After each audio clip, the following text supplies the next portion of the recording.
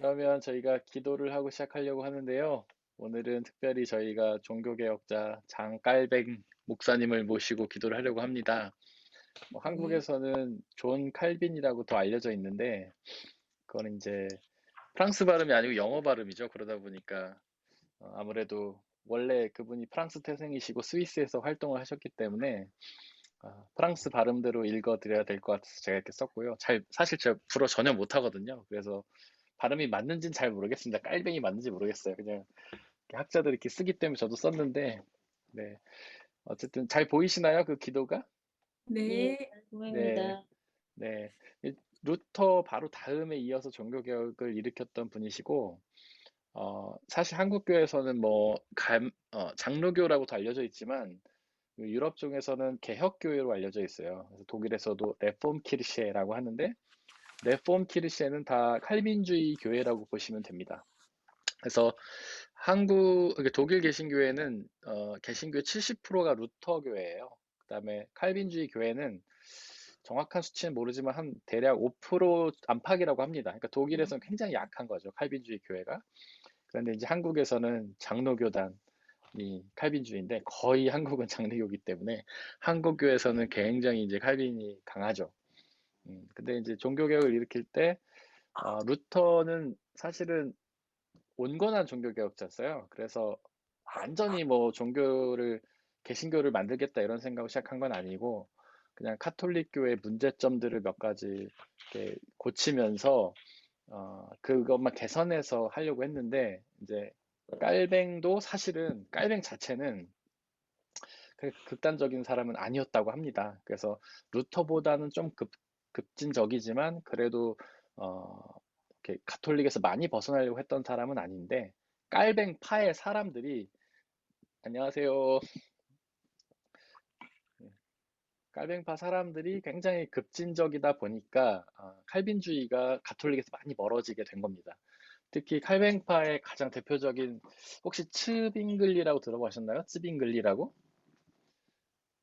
츠빙글리라는 사람이 깔뱅파에 있어서 아주 극단적인 그 종교개혁자인데, 그 사람이 거의 다 그 종교개혁을 주도를 했기 때문에 깔뱅파가 굉장히 가톨릭에서 많이 멀어지는, 그래서 카톨릭 교회 좋은 점까지도 다 이렇게 거부하게 되는 그런 종교개혁을 일으켰다고 합니다. 그런 말 들어보셨는지 모르겠어요. 제가 한 적도 있는데, 아기를 목욕을 시켰는데 목욕물을 버리려다 아기까지 버렸다, 이런 표현이 있지 않습니까? 바로 깔뱅파 사람들이 좀 그런 비판을 받아요. 그래서 종교개혁을 일으키면서 가톨릭 교회의 어떤 문제를 개선을 하고 이렇게 좋은 점으로 나갔어야 되는데 너무 극단적으로 하다 보니까 장점까지도 다 거부하게 되는 그런 일들이 있었다고 합니다. 어쨌거나 그 깔뱅도 굉장히 중요한 종교개혁자 중에 한 명이고, 우리에게 많은 또 인사이트와 가르침을 주기 때문에 또 오늘 이렇게 대표 기도로 모셨습니다. 오늘 깔뱅의 기도를 통해서 나누려고 하는데요.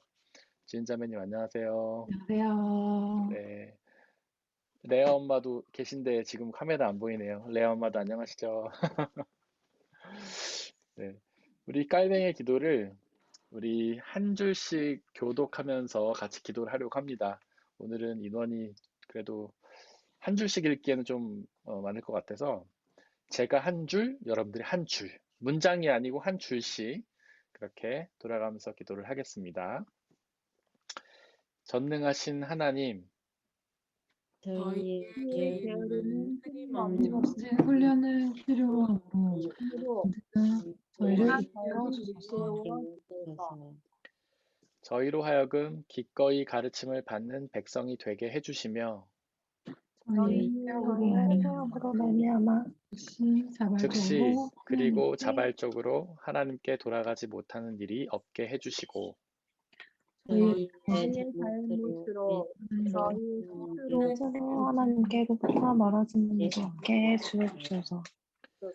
또한 저희로 하여금 회개할 마음을 갖도록 해주실 뿐만 아니라 끊임없이 저를 뉘우치도록 해주시옵고 평생 동안 탐욕과 싸워 이기게 해주시어 저희 앞에 제시된 목표를 달성케 해주시옵소서. 그리고 그리고 하늘나라에 갔을 때는 당신의 다 독생자가 피를 피를 흘려 흘려 저희를 저희를 위해 위해 마련해 마련해 놓은 놓은 영원한 기업에 참여하는 즐거움을 갖게 해주옵소서. 아멘. 예수님의 이름으로 예수님의 이름으로 기도드립니다. 기도드립니다. 아멘. 아멘. 이제 저희가 이 모임을 통해서 그리고 이렇게 다른 모임을 통해서도 옛 신앙의 선배들의 기도를 계속해서 같이 나누면서 읽고 있는데 이 공통점들이 하나 있어요. 그게 뭐냐면 이제 깔뱅이 기도에도 나와 있지만 그러니까 회개할 마음을 갖도록 해주시옵고 뭐 죄를 뉘우치도록 해주시옵고 그 다음에 이런 어떤 회개나 믿음에 대해서 꼭 은혜를 달라고 기도를 한다는 것이죠.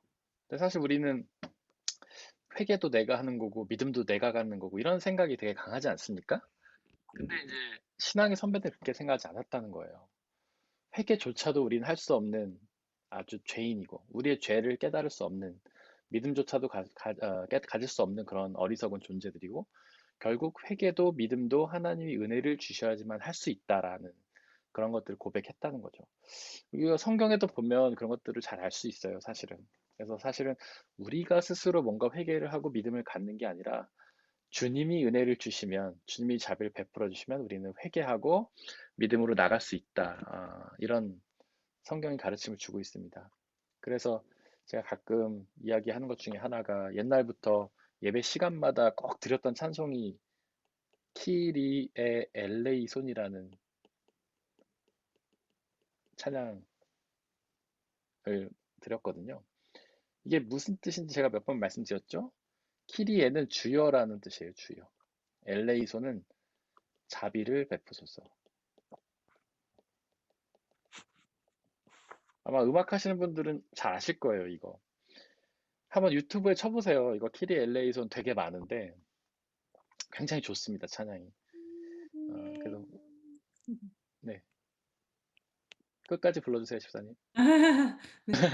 이거 저기 유명한 그 테너 가수들 엄청 많이 부르고 네, 아주 아름다운 곡이에요. 진짜. 맞아요. 이거 네, 제가 잘 모르지만 버전도 여러 개 있죠. 곡이 가사는 똑같은데 곡이 여러 개 있죠. 가수들마다 저기 네, 성악가들마다 조금씩 다르게 부르는 것 같더라고요. 네, 그러니까요. 근데 이런 마음을 우리가 좀 가져야 될 것 같아요.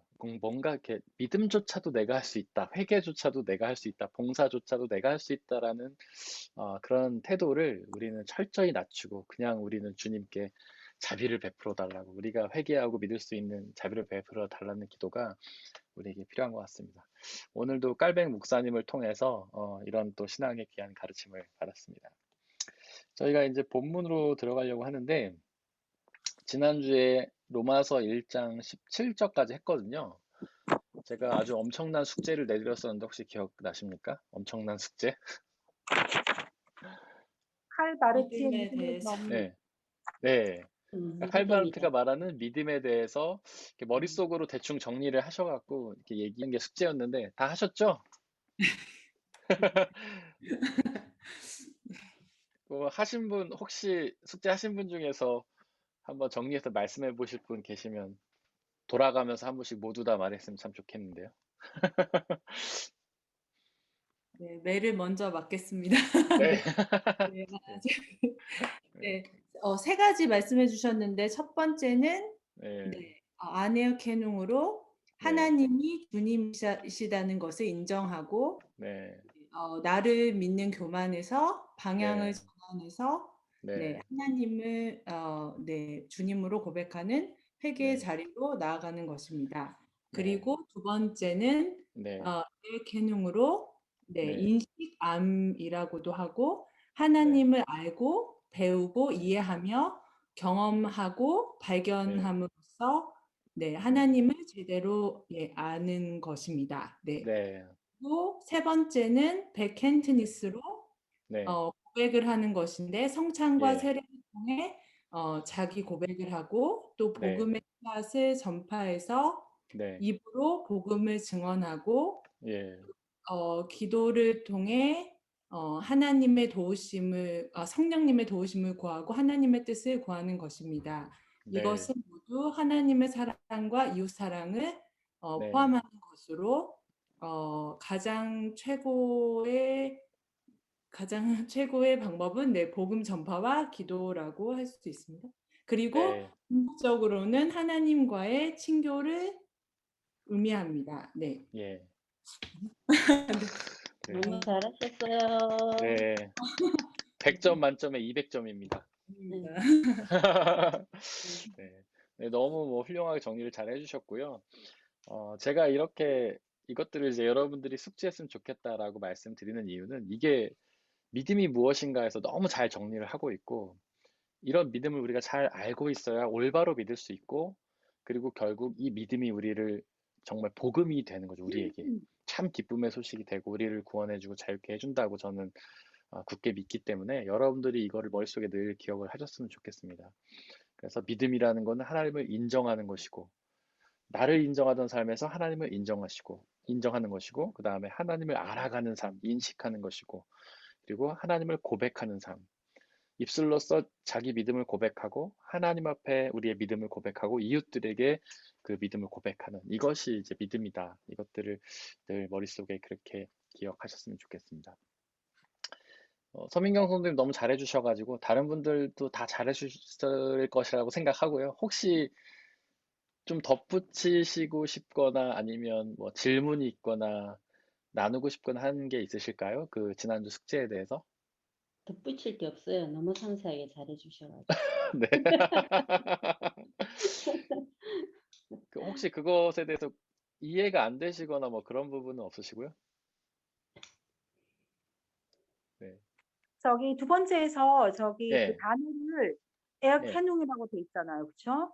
네네. 에어캐논. 그러니까 에어캐논. 인식하다 알는데 다른 네. 단어를 써도 내 생각에 나쁘지 않을 것 같아요. 베개그농, 만남. 베개근웅, 만남. 네. 하나님과의 만남.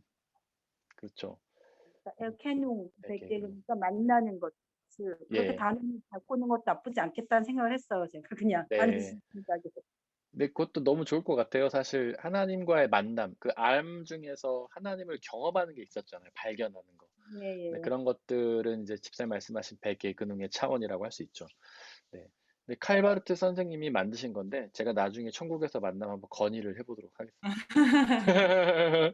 우리 교회 집사님이 집사님도 만나실 거니까 건의 직접 하셔도 되겠네요. 네. 그러게요. 근데 그때는 벌써 뭐 하나님을 만났으니까 뭐 그런 거 예. 뭐 전하고 안 하죠.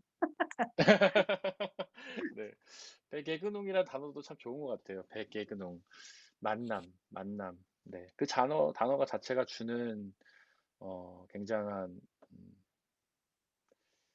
사실은 우리가 이제 하나님을 이렇게 믿는다고 말하지만, 아까도 우리 저희 깔뱅이 기도를 통해서 기도했지만, 어떤 하나님께서 당신을 향한 믿음의 마음을 주시고, 회개할 마음을 주셔야지 우리가 그게 가능한데, 그런 것들 어떤 만남을 통해서 되는 게 아닌가 싶어요. 뭐 저번에도 저희가 한번 그런 토론 비슷하게 했는데 하나님을 아는 게 먼저냐, 경험하는 게 먼저냐. 그러니까 하나님을 배워가는 게 먼저냐, 알아가는 게 먼저냐라는 차원에서 물론 이제 결론은 내릴 수 없죠. 어떤 분들은 알면서 만나기 시작하고 어떤 분들은 만나면서 알아가려고 노력하기도 하고 이렇게 서로 다른 케이스들이 있었는데 어쨌거나 이 만남이라는 거는 우리 신앙에서 아주 핵심적인 부분 중에 하나인 것 같습니다.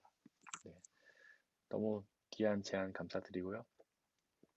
그러면 저희가 오늘의 본문 18절로 넘어가도록 하겠습니다.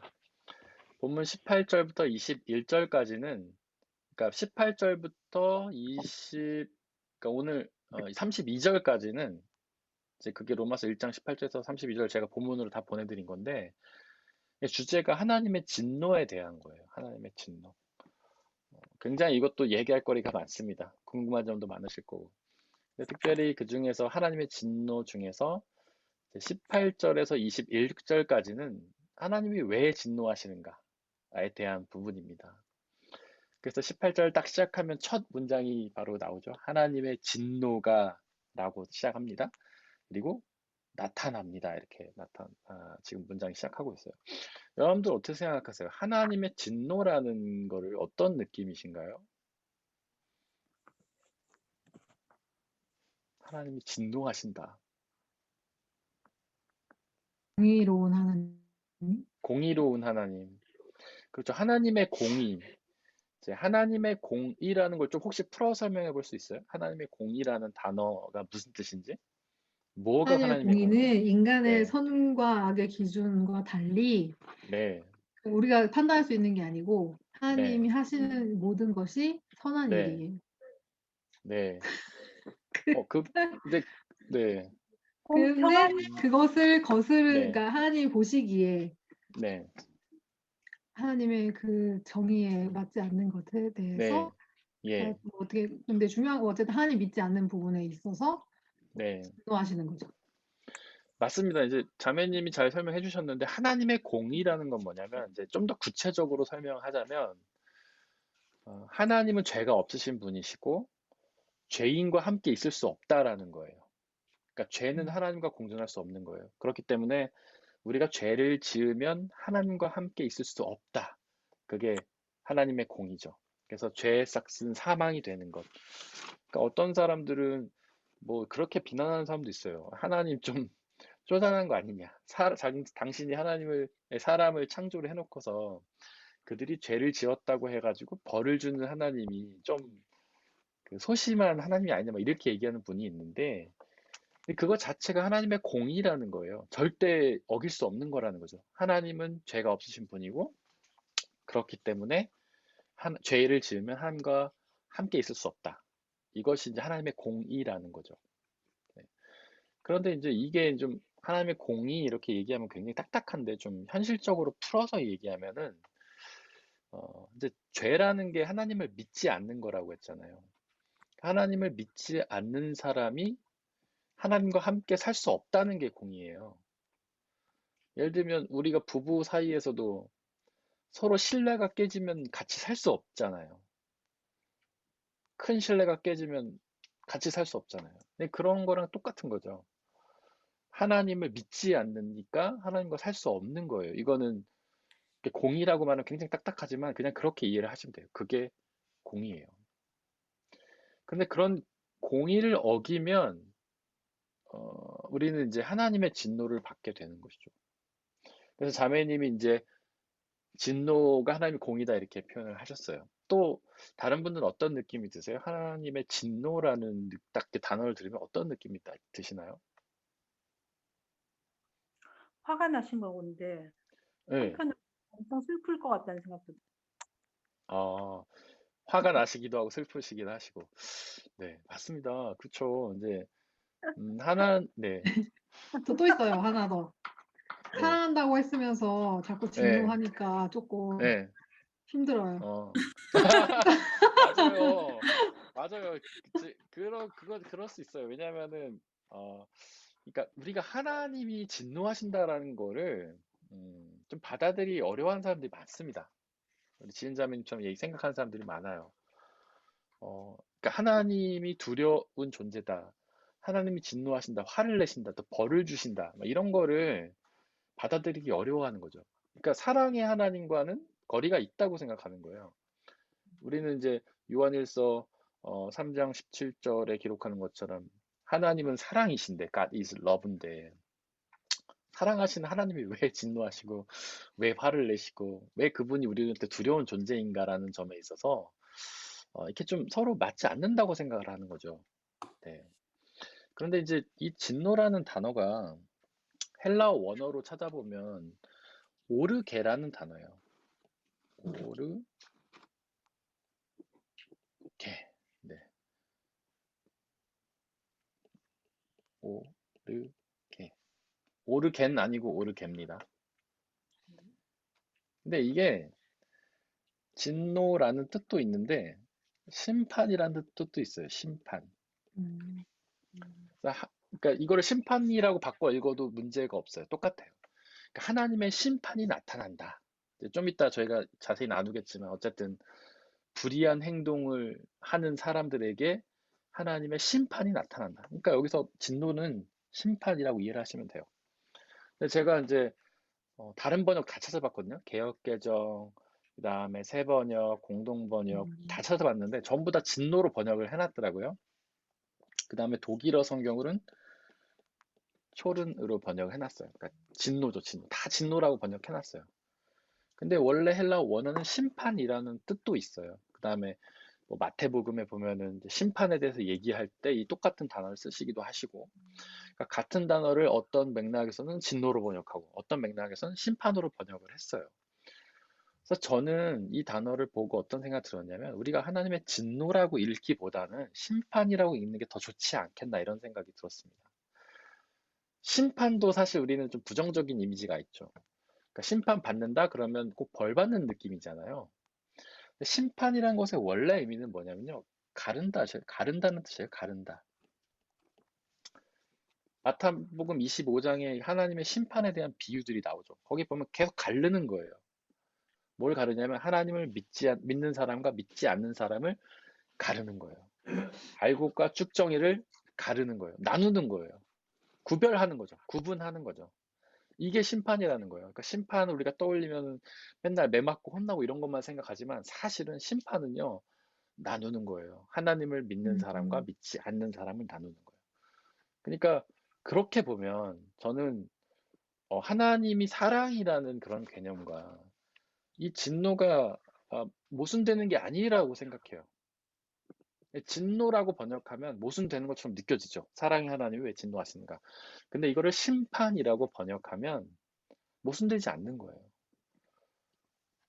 공의, 아까 우리 지은자매님 말한 공의라는 개념에 딱 들어맞는 거예요. 하나님을 믿는 사람은 하나님과 영원히 살게 구분은 되고, 하나님을 믿지 않는 사람은 영원히 살지 못하게 그냥 구분이 될 뿐이에요. 마태복음 25장에서 양과 염소가 나뉘는 것처럼 하나님을 잘 믿고 그분의 말씀을 순종했던 사람은 오른편에 남아서 하나님 나라에 들어가는 양으로 구분되고, 하나님을 믿지 않는 사람은 왼쪽에 염소로 구분돼서 하나님이 없는 지옥으로 떨어지고, 이렇게 되는 것이 심판이죠. 그리고 이제 그러니까 이런 차원으로 보면 사랑이 모순되는 게 아니라 오히려 사랑을 완성하는 거라고 볼 수 있죠. 예를 들면 우리가 이 땅에서 믿음을 잘 지키고 하나님의 말씀을 잘 지키고 하나님의 순종하면서 하나님과 사랑을 했어요. 그럼 심판 때 우리의 사랑이 완성되는 거예요. 확증을 받는 거죠. 이 세상에서 하나님을 사랑했던 사람은 결국 하나님 나라에 들어가서 하나님과 온전한 사랑을 나누게 되는 거예요. 우리가 하나님을 사랑해도 이 세상에서는 아직 완전하지 않기 때문에 하나님과 온전한 사랑을 나눌 수 없잖아요. 그러니까 그런 사랑이 오히려 완전해지는 그런 시기가 되는 거죠. 그것이 바로 심판이다. 또 진노를, 앞으로 진노라는 단어가 나오면 심판이라고 이해하시는 게 저는 오히려 더 이해가 쉬울 것 같아요. 그 뭐 목사님, 모든 네네.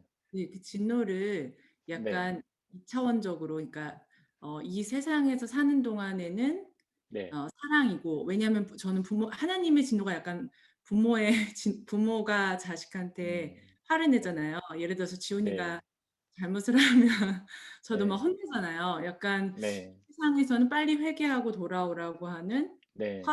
혹은 그쵸, 약간 채찍질?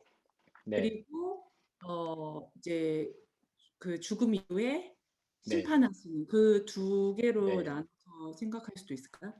여기서는 진노, 네, 그리고 그러니까 예를 들면은 성도님 얘기하신 것처럼 이해를 하려면 네, 어떤 이 세상에 있을 때 우리가 그런 하나님이 진노하셨다라는 메시지를 이제 경험을 해야 된다는 얘기잖아요. 네, 근데 그런 메시지를 뭘로 받아들일 거냐? 보통 사람들은 그걸 고난으로 받아들인다는 거죠. 어떤 질병이라든지 뭐 자기가 계획했던 일이 잘 안 된다든가 어려운 일을 당한다든지 이런 거를 하나님이 진노하셨다라는 사인으로 우리는 받아들일 수밖에 없잖아요. 근데 그렇지 않다는 거죠. 고난이라는 것 자체가 물론 하나님의 진노를 이해할 수도 있어요. 어떤 부분에서는. 그런데 아닌 경우도 많다는 거예요. 그래서 우리가 고난 당한다고 해서 하나님이 진노하셨다라고 생각하면 안 된다는 거예요. 그게 이제 욥기가 주는 굉장히 중요한 메시지잖아요. 욥은 하나님 앞에 회개함으로 용서받은 의인이었지만 고난을 당했잖아요. 예수님은 하나님의 아들이어서 완벽하셨는데 고난을 당하셨잖아요. 그러니까 그분들에게는 하나님의 진노 때문에 고난이 임한 게 아닌 거죠. 네. 근데 만약에 이제 저는 그렇게는 생각해요. 제가 어려운 일을 당하고 고난을 당했어요.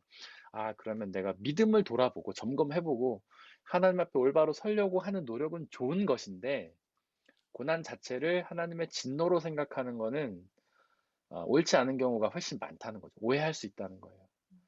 그래서 이 세상에서 당하는 고난과 우리의 의인이냐 죄하고는 아무런 상관이 없는 거예요. 성경이 욥기가 주고자 하는 메시지가 바로 그겁니다.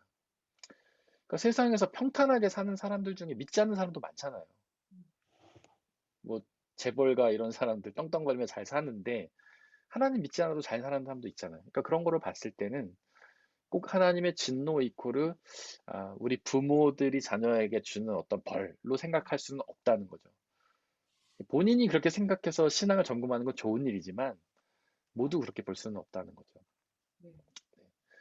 그래서 저는 이제 진노를 심판으로 이해하는 게 더 좋다. 어쨌든 이 세상에서 믿지 않는 사람들은 심판의 날에 결국 지옥으로 이제 판결이 나잖아요. 그럼 그분들한테는 그게 이제 하나님의 진노가 되는 거죠. 저희가 좀 이따 나눌 건데 그런 것들이 하나님의 진노라고 이야기하고 있어요. 하나님의 심판이라고. 네. 그래서 여기서 핵심은 어쨌든 하나님의 진노, 화. 믿지 않는 사람들에게 하나님이 화를 내시고 혼을 내시고 벌을 주신다라는 이미지를 우리가 벗는 게 굉장히 중요하다는 거예요. 저는 그런 이미지 자체가 고정관념이고 사람들의 지혜고 생각이고 그런 것들은 성경이 주는 메시지가 아니다라는 거죠. 그게 이제 욥기를 통해서 저희가 계속 보고 있는 어떤 세상의 지혜. 그러니까 사람 인과관계 사람들은요. 그러니까 인과관계를 가지고 늘 생각하고 싶어요. 모든 사람이 다 마찬가지입니다. 사람의 지혜는 다 인과관계와 관련이 되어 있어요. 우리가 욥기를 통해서 배우는 뭐 권선징악, 그 다음에 또 뭐죠? 인과응보, 인과관계죠. 그러니까 이게 그거잖아. 죄를 지면 벌을 받고 착한 일을 하면 복을 받는다. 이게 인과관계잖아요. 예를 들면 A를 넣으면 A 다시가 나온다. 이게 이제 모든 과학의 법칙이잖아요. 사람들은 그렇게 다 사고를 하잖아요. 우리는 늘 그렇게 생각해요. 야, 오늘 열심히 일하면 내일 좋은 결과가 있을 거야. 그다음에 뭐 오늘 잘 사는 사람들은 과거에 열심히 했기 때문이야. 뭐 이렇게 생각하잖아요. 우리 모두 인과관계에다 집어넣으려고 하는 거예요. 이게 다른 말로 하면 사람의 지혜예요. 근데 하나님의 지혜는 이 인과관계를 초월하는 거예요. 하나님은 인과관계에 속해 있는 분이 아닌 거예요. 우리가 죄를 지어도 예수님을 믿기만 하면 축복을 받는다. 이게 하나님의 법칙이에요. 인과관계랑 아무런 상관이 없어요. 우리가 이 세상에서 가난하고 힘들고 어렵게 살아도 하나님을 믿으면 천국에서 평안과 행복을 누린다. 인과관계가 아니에요. 근데 가난한 사람들, 뭐 병든 사람들, 우리가 이런 사람들을 성경은 되게 좋게 묘사하고 있는데 그냥 우리 시선으로 보면 실패자예요. 루저예요, 루저. 우리는 그러잖아요. 가난한 사람들, 아유, 쟤네들 얼마나 옛날에 다 놀고 먹어서 저렇게 된 거야. 뭐 게을러서 그래. 공부 안 해서 그렇게 생각하잖아요. 그런 사고 방식 안에 있어요. 가난한 사람들은 인과관계 안에서 볼 때는 옛날에 열심히 안 했기 때문에 그렇게 된 거예요. 근데 성경은 그들에게 복을 선언하잖아요. 그건 뭐냐면 하나님은 인과관계를 초월하는 분이시다라는 거죠. 그래서 우리는 늘 그런 사고방식에서 벗어나려고 애를 써야 돼. 인과관계 안에서 벗어나려고. 성경을 볼 때도 인과관계 안에서 벗어나려고 굉장히 애를 써야 되는 거예요. 네. 그러니까 이거를 하나님의 진노라고 이해하면 어떤 인과관계 안에 또다시 성경 말씀을 가둬버리는 오류에 빠졌다고 저는 생각이 들어요. 그래서 이거를 심판이라고 읽는 게 더 좋다. 저는 그렇게 생각합니다. 여러분들이 앞으로 하나님의 진노라는 단어를 성경에 나왔을 때는 하나님이 누구 잘못을 맴매하시는구나 이게 아니고 구분하시는구나. 믿는 사람과 믿지 않는 사람을. 결국 믿지 않는 사람들이 뭐 혼나는 거죠. 나중에 지옥에 떨어지는 게 혼나는 거지만 어쨌거나 이 세상에서는 이제 어떤 고난 당하는 것이 아니기 때문에 그 인과관계를 벗어난 걸로 이해하시면 좋을 것 같습니다. 네. 그렇게 생각하면은 진노가 네. 사실 두려운 게 아니네요. 두려운 게 왜냐면 아니에요. 저희한테는 네. 해당이 되지 않는 일이니까. 맞습니다. 그거 굉장히 중요한 인사이트예요. 그러니까 하나님의 진노를 우리는 두려워하니까 구약의 하나님을 두려워하고 뭔가 신약의 하나님과 모순되어 있고 뭐 이렇게 생각하거든요. 그렇지 않은 거예요. 그냥 구분은 아까도 말했지만 하나님과 교제를 잘 나눈 사람에게 오히려 축복의 선포인 거예요. 진노는, 심판은. 그러니까 그걸 두려워하는 게 아니라 우리는 오히려 그날을 기대하고 소망하면서 살아야 되는 거죠. 대림절이 그런 거잖아요. 예수님이 재림하셔서 심판하신 날을 소망하는 거. 우리와 하나님의 사랑이 이루어지는 그런 날인 거죠. 아까 제가 네, 슬픔이라고 표현했던 게 네, 하나님께서 우리가 인간이 죄를 짓고 네, 하나님을 거역하기 시작하면서부터 하나님께서 네, 굉장히 후회를 하셨잖아요. 우리를 지어 놓은 것을, 사람을 네, 만드신 것을. 네, 그때 기분을 생각해서 제가 슬픔이라고 네, 생각한 하나님께서 예, 만들어 놓고 후회하셨을 때 네, 얼마나 슬프셨겠어요. 그 생각을 한 거죠. 네, 맞아요. 이제 슬픔이라는 게 아까 이제 후회라는 단어를 얘기하셨는데 제가 서민경 성도님하고 한번 질문해 주셔서 답을 드린 적이 있는데 여기서 말하는 후회는 우리가 생각하는 후회랑은 달라요. 인간의 후회는 지난날의 일을 에이 잘못했다라고 후회하는 거잖아요. 에이 내가 사람을 괜히 잘못 만들었네. 근데 그런 후회가 아니에요. 이 후회는 사실은 한탄이라고 표현하는 게 더 많아요. 맞아요. 번역을 한탄이나 이렇게 집사님 말씀처럼 슬픔이라고 번역하는 게 맞아요. 그러니까 하나님이 우리를 창조하신 거를 후회하시는 게 아니에요. 아이 괜히 창조했다 이게 아니에요. 창조했는데 그들이 죄를 지어서 어떤 지옥이라는 심판의 판결을 받으니까 그게 마음이 아프신 거죠. 예. 내가 사랑해서 창조한 사람들이 모두 다 천국에 와서 하나님과 교제하면 너무 좋겠는데 그게 아니라 그들은 계속해서 죄 가운데 머물고 결국 하나님과 떨어져서 지옥에서 고통당해야 될 것이 너무 마음이 아파서 슬퍼하셨다는 거예요. 그, 그런 비유 있잖아요. 어떤 어머니한테 아들이 둘이 있었는데 첫째 아들은 우산을 만들고 둘째 아들은 남학신을 만드는데 비가 오면은 첫째 아들을 생각하면서 행복하기도 하지만 둘째 아들 생각하면서 마음이 슬프고 또 날이 너무 좋으면은 우산 장사하는 첫째 아들이 마음이 아프고 대신 뭐 둘째 아들은 남학신 잘 팔릴 테니까 행복해하고 이런 마음이 하나님의 마음이 아닐까 싶어요. 모든 사람을 창조하셔서 다 기쁘고 행복하시지만 그 중에 탕자 같은 아들이 있어서 하나님 품으로 돌아오지 않고 여전히 세상 가운데서 하나님을 부인하고 믿지 못하고 살아가면 그 마음이 슬프신 거죠. 예. 그래서 이 후회, 슬픔, 네, 그렇게 집사님 말씀하신 것처럼 하나님에게는 어떤 기쁨과 슬픔이 공존하시지 않을까 싶어요. 그러니까 우리가 바르트의 예정론 얘기하면서 얘기 한번 했었는데 기억하시죠? 하나님은 이 세상을 창조하실 때에 이미 전제하시기 때문에 많은 사람들이 죄를 짓고 하나님 품에 떠날 걸 이미 아셨던 거예요, 하나님은. 그래서 그때 이미 태초에 사람들을 창조하면서 예수 그리스도를 통한 구원을 하나님은 계획을 하신 거예요. 이게 이제 칼바르트라는 학자가 말하는 예정론인데, 그럼에도 불구하고, 예, 예수님을 믿지 않고 너무나 쉽고 편한 구원의 방법을 만들어 놓으셨음에도 불구하고 돌아오지 않는 사람들이 있기 때문에 이제 하나님은 슬퍼하실 수밖에 없지 않나 싶어요. 여기서 또 궁금한 건 생기죠. 아까 우리가 깔뱅의 기도를 통해서도 얘기했지만 믿음은 우리 마음대로 되는 게 아니잖아요. 하나님이 우리를 만져주셔야지 되는 건데 왜 하나님이 만져주시지 않는 사람이 존재하는 것인가? 그런데 왜 하나님은 그들을 보고 슬퍼하신 것인가? 네, 이 부분은 우리 사람들이 해결하지 못하는 질문입니다. 네. 그래서 우리는 다만 그렇게 여전히 하나님을 향해 돌아오지 않는 영혼들을 위해서 기도할 뿐이고 하나님이 더 큰 어떤 성령의 능력으로 그들을 사로잡아 주시기 바랄 뿐이고 믿음이라는 건 들음에서 나기 때문에 우리는 계속해서 어떤 고백을 통해서 그들에게 예수님에 대해서 증언할 뿐인 것 같습니다. 네. 이제 불의한 행동, 이제 하나님의 진노가 불의한 행동으로 이 불의한 행동 한 사람들에게 나타난다. 이제 이런 말씀이에요. 불의한 행동이라는 게 뭘까요? 불의. 성경이 말하는 불의가 뭘까요? 우리 사람들은 뭐 불의를 못 참아 막 이런 사람 있지 않습니까?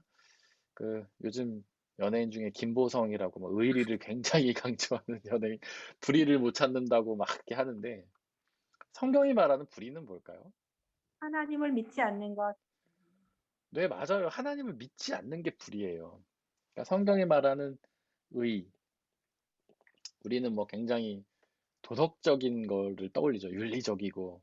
근데 이제 성경 말하는 의는 그게 아니에요. 성경 말하는 의는 우리 정영아 집사님 말씀해 주신 것처럼 하나님을 믿는 것이 의이고, 불의는 믿지 않는 것이에요. 그러니까 하나님의 진노, 아까 하나님의 심판이라고 했죠. 그거는 불의한 행동을 하는 사람들에게 나타난다는 거예요. 하나님을 믿지 않는 사람들에게 나타난다는 거죠. 이거에 대해서는 질문이 별로 없으실 것 같아요. 믿지 않는 사람들에게 하나님의 심판이 있다. 그러니까 하나님이 심판을 하시는데 그 가운데에서 심판을 통과하지 못하는 사람들이 있다. 진노, 하나님의 진노, 하나님의 벌을 받는 사람들이 있다라는 사실은 다들 인정을 하실 것 같고요. 그 다음에 이제 진리라는 말이 나오는데 이 진리도 제가 여러 번 말씀드렸죠. 이게 어떤 뜻이죠? 진리? 하나님의 말씀 영원히 변하지 않는. 네. 그러니까 원래 의미는 영원히 변하지 않는 것.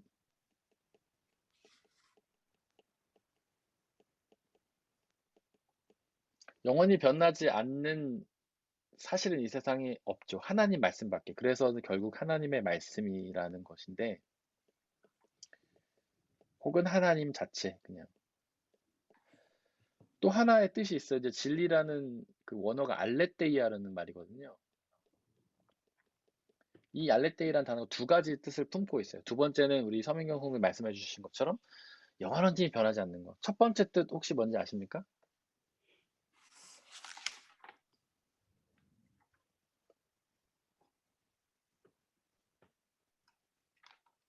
복음? 복음은 이제 하나님의 말씀 중에 복음이라고 이해할 수 있고요. 원래 무슨 뜻이냐면 비밀이 드러난다 이런 뜻이에요. 비밀은 감추어진 것, 드러난다. 비밀이 드러난다 이런 뜻이에요. 알레테이라는 건. 그리고 영원히 변하지 않는 것. 이 두 개를 합치면 영원히 변하지 않는 비밀이 우리에게 드러난다 이런 뜻이에요. 진리라는 건. 그것은 결국 하나님의 말씀 밖에는 없다는 것이죠. 하나님의 말씀을 우리가 비밀로 이해하는 것은 중요합니다. 하나님의 말씀은 비밀이에요. 감춰져 있는 것이에요. 근데 누구에게 드러나냐면 하나님을 믿는 사람, 예수 믿는 사람에게 드러나는 거예요. 믿지 않으면 여전히 비밀이에요. 여전히 감춰져 있는 거예요. 근데 그 비밀은 뭐냐면 남에게 말하지 않아서 비밀이 아니라 말을 해도 이해하지 못하기 때문에 비밀인 거예요. 우리 믿지 않는 사람들에게 야, 하나님이 세상을 창조하셨어. 예수님이 우리 죄를 용서하셨어. 우리를 구원하셨어. 라고 하면 그들이 뭐라고 얘기합니까? 소설 같은 이야기 한다는 식의 반응이잖아요. 황당한 이야기다. 왜냐하면 그 이야기가 그들에게는 아직 감춰져 있기 때문에요. 비밀이 되어 있기 때문에 그래요. 그들 마음속에 그것에 대해서 깨닫지도 못하고 뭐 관심도 없는 거죠. 비밀이니까. 그러나 그것이 드러나게 되는 것. 그것이 이제 진리죠. 그 하나님의 말씀이 그분들에게 드러나면 그분들이 그것을 깨닫고 믿게 되면 그분들에게 이제 그 비밀은 진리가 되는 거예요. 진리는 아까 말씀하신 것처럼 하나님의 말씀이라고도 할 수 있고 하나님이라고도 할 수 있습니다. 그 진리가 이제 우리에게 드러나는 방법들이 있어요. 이제 그거는 제가 좀 이따가 설명해 드릴게요. 어쨌든 진리. 그래서 이제 18절을 다시 정리를 해보면 하나님의 진노 혹은 심판은 하나님을 믿지 않는 사람이 하나님의 말씀을 가로막는 사람, 그러니까 하나님을 믿지 않고 하나님의 말씀을 가로막는 사람이 그 진노와 심판을 받게 된다 이런 것이죠. 그래서 이 말씀은 그런 뜻이에요. 그냥 우리가 잘 아는 복음이죠. 하나님을 믿는 사람은 구원을 얻지만 믿지 않는 사람은 구원을 얻지 못한다. 그 내용인 거예요. 그렇다면 이제 불경건함이 나와요. 불경건함이라는 게 어떤 걸까요? 불경건. 경건하다. 그럼 반대로 경건하다 먼저 얘기해 봅시다. 경건한 게 뭡니까? 우리 경건하다는 말 자주 쓰잖아요. 어떤 사람 보면 경건한 사람이야, 뭐 경건한 신앙이냐 이런 얘기를 하지 않습니까? 경건이란 게 뭘까요? 거룩한 거? 거룩한 거. 거룩한 것과도 관계는 있는데 정확한 뜻은 아니에요. 그러니까 경건한 것을 우리가 거룩하다고는 이해는 할 수 있어요. 근데 경건하다는 말의 원래 뜻은 아닙니다.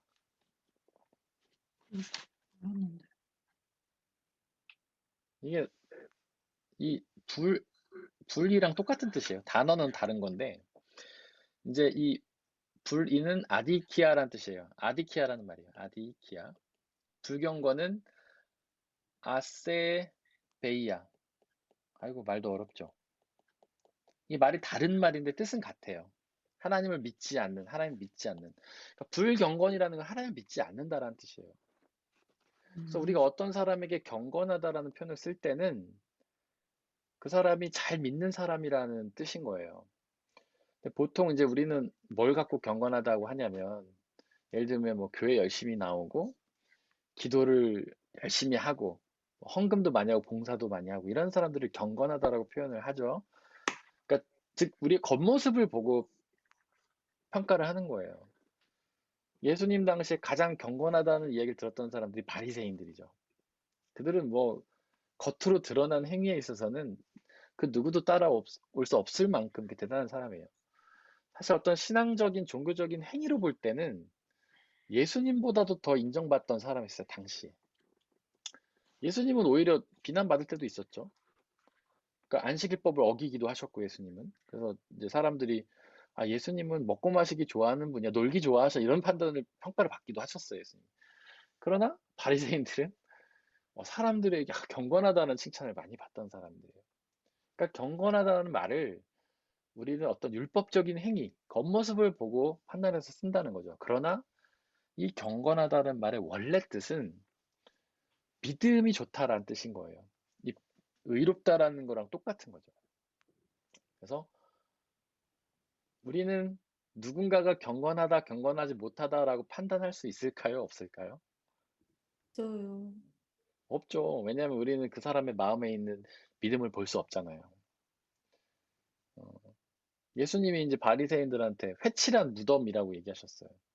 그러니까 우리 말로 치자면 이제 페인트 칠한 무덤이다 이런 거죠. 겉으로 볼 땐 멋있어요. 근데 그 안에는 시체가 들어있는 거죠. 겉으로 볼 땐 얼마나 은혜로워 보이고 경건해 보였는지 몰라요, 그 사람들이. 금식을 자주 하고, 막 기도도 몇 시간씩 하고, 헌금도 많이 하고, 옷도 성직자고 깔끔하게 입고 다니고, 막 그러니까 사람들이 볼 땐 너무 경건해 보이는 사람들이 이 시대의 최고의 경건인 사람이죠. 근데 그 마음에는 시체가 들어있는 거예요. 하나님을 믿지 못해서 이미 지옥에 가기로 판단이 돼버린 사람들이에요. 그러니까 우리는 근데 그 마음을 볼 수 없기 때문에, 겉모습만 판단하기 때문에 우리는 경건함을 판단할 수 없다는 거죠. 그 경건함 오직 하나님만이 판단하시는 거라는 것입니다. 여기 불의하단 말이 또 나와요. 불의한 행동으로 불의함을 겨냥. 이게 같은 뜻이에요. 같은 말이에요. 아디키아라는 말. 그러니까 이제 같은 말을 두 번 반복해서 쓴 건데, 이 말씀을 이제 정리를 해보기 전에 여기 하늘이라는 말이 나오죠. 하늘. 하늘도 제가 몇 번 설명해 드린 적이 있는데, 성경에서 말하는 하늘이 어디를 뜻하는 것일까요? 하나님이 계신 곳. 하나님 계신 곳. 네, 맞아요. 하나님이 계신 곳. 그러니까 다른 말로 하면 하나님 나라죠. 마태복음은 하늘나라라고 하기도 했어요. 바실레이아 투 테우, 바실레이아 투 우라노. 하나님 나라, 하늘나라. 하나님 나라. 근데 이제 그들이 성경이 하나님 나라를 하늘이라고 표현한 거는 굉장히 좋은 표현이라고 저는 생각합니다. 왜 하나님이 하늘에 계시다고 그들이 생각을 했을까요? 땅에 안 계셔서. 땅에 안 계셔서. 참신한 아주 재밌는 대답입니다. 땅에 안 계시니까. 근데 하나님 땅에 안 계세요? 그러니까 안 보이니까. 안 보이니까. 네. 근데 그것도 좋은 해석이 될 수 있겠네요. 근데 더 중요한 뜻이 있어요. 뭘까요? 왜 구약 성경의 사람들은 하나님이 하늘에 계시다고 생각을 했을까요? 알 수 없는 나라였어. 알 수 어, 없기 때문에. 그렇죠. 신비로운 곳이죠. 네. 불기둥, 구름기둥, 그리고 만나 네. 외출하기 때문에 그랬나요? 하늘, 만약에 그것 때문이라면 어떤 이유일까요? 음, 저 하늘이 저기 뭐야 다 네. 뚫려 있어서요. 뚫려 있어서요? 하늘이 너무 왜 뚫려 이렇게 있, 네. 초등학생 같은 대답을 하고 있는지 모르겠네. 일단은 하늘나라 그때는 하늘나라가 미지의 세계고 알 수 없는 그렇죠. 곳이 그래서 그러니까 그런 그쵸, 거 그쵸. 하늘에서 내려온다고 생각해요. 그런데다가 또 그 하늘 개념 자체가 그러니까 끝이 없고 영원히 그냥 영원무궁한 보이지 않는 세계 뭐 이런 의미로 네. 그것도 중요한 이유 중에 하나입니다. 하나님을 정확하게 볼 수 없고 완전히 깨달을 수 없기 때문에 하늘에 계시다라고 생각한 것도 중요한 이유 중에 하나예요. 근데 더 중요한 이유가 있어요. 뭘까요? 하늘에 계시다.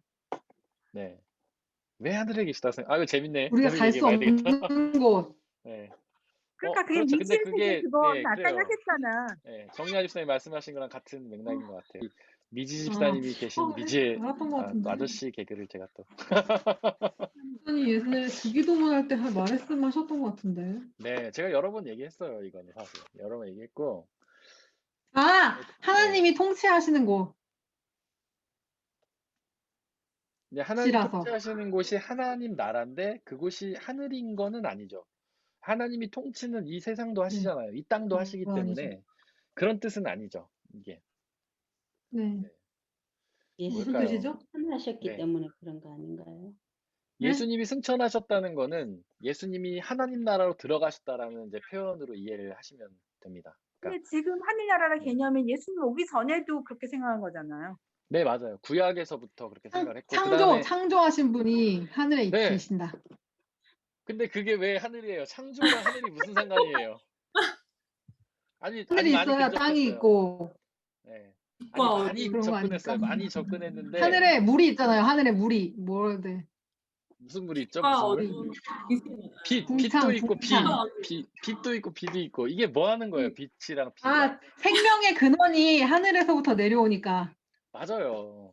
그거예요, 바로.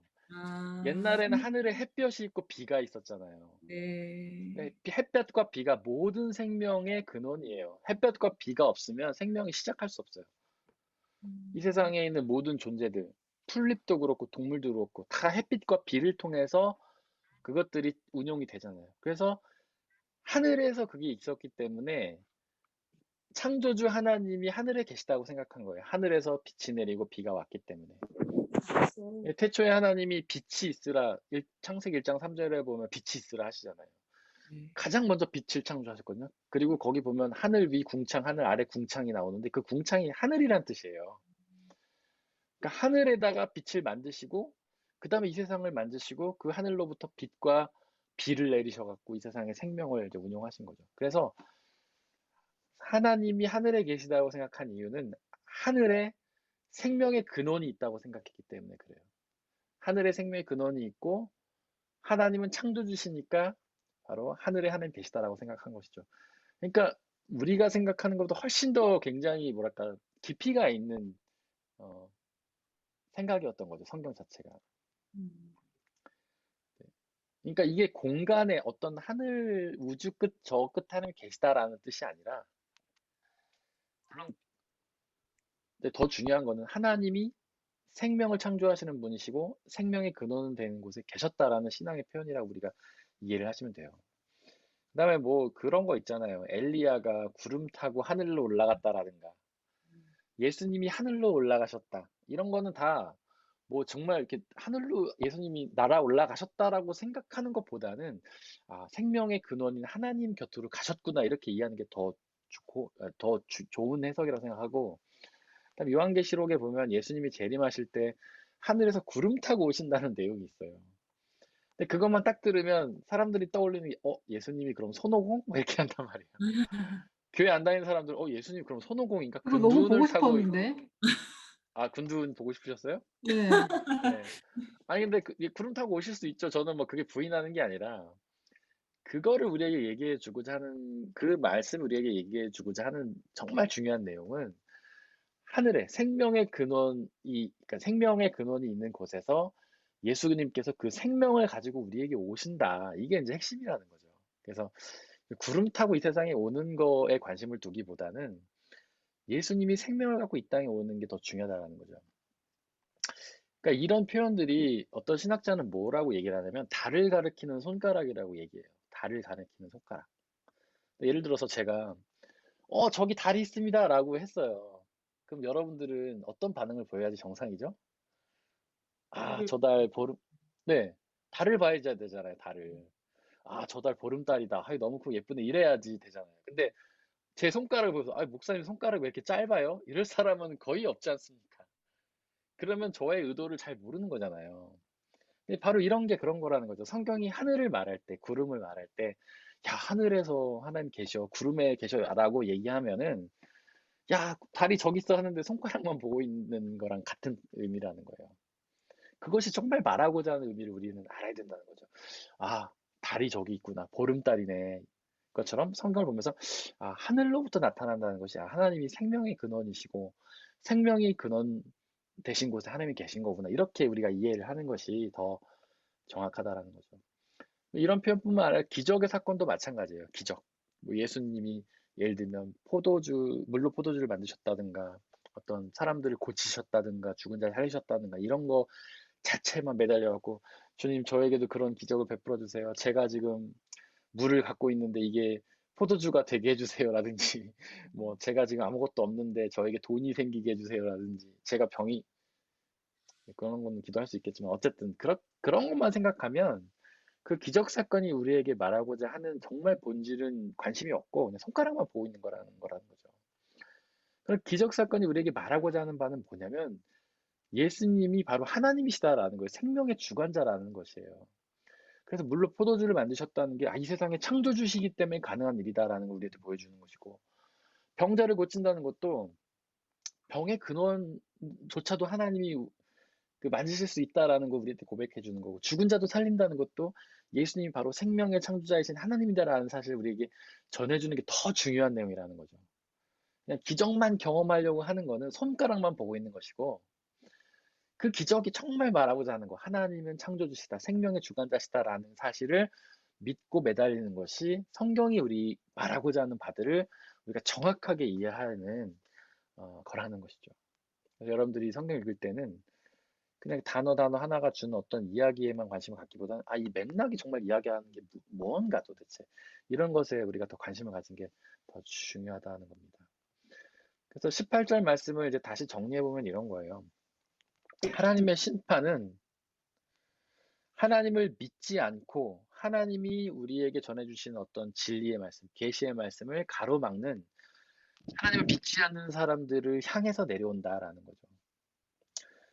이 진리를 가로막는다는 표현, 뭐 어떤 사람이 진리를 가로막을까요? 아까 하나님의 말씀, 하나님이라고 말씀드렸죠. 진리가 곧 하나님, 말씀. 진리를 가로막는 사람, 하나님을 가로막고 하나님의 말씀을 가로막는다는 게 어떤 뜻일까요? 우리는 보통 어떤 불순종을 막 떠올리는데 여러분들 의견 한번 듣고 싶습니다. 어떻게 생각하십니까? 진리를 가로막는 사람이라는 게 과연 뭘까요? 바리새인 하나님 믿지 않는 것이 하나님의 진리를 가로막는 거 아니에요? 맞습니다. 하나님을 믿지 않는 거죠. 하나님이 우리에게 말씀하신 말씀들을 믿지 않는 거예요. 근데 이 진리의 핵심이 뭔지 아세요? 이제 하나님이 하나님의 말씀까지 여러분들 하셨는데 더 중요한 핵심이 있어요. 성경이 말하고자 하는 진리가 정말 뭘까요? 궁극적으로. 진리는 하나님이고 진리는 말씀이 맞는데 궁극적으로 더 지시하는 게 있어요. 예수 그리스도 맞습니다. 예수 그리스도예요. 예수님이 말씀하셨잖아요. 내가 곧 길이요 진리요 생명이니. 그러니까 진리는 하나님이고 하나님의 말씀이니 더 궁극적으로는 예수 그리스도라는 거죠. 그러니까 우리는 심판을 어떤 사람이 받는 거냐면 결국 예수 그리스도를 가로막는 사람이 심판을 받는다는 거예요. 그러니까 하나님의 말씀에 불순종한다. 정유 집사님 말씀해 주셨는데 더 구체적으로 들어가면 예수님의 말씀에 불순종하고 예수님을 거부하는 것이 진노를 받는 사람이라는 거죠. 그렇다면 예수님을 거부하고 예수님을 믿지 않는다는 게 뭘까요?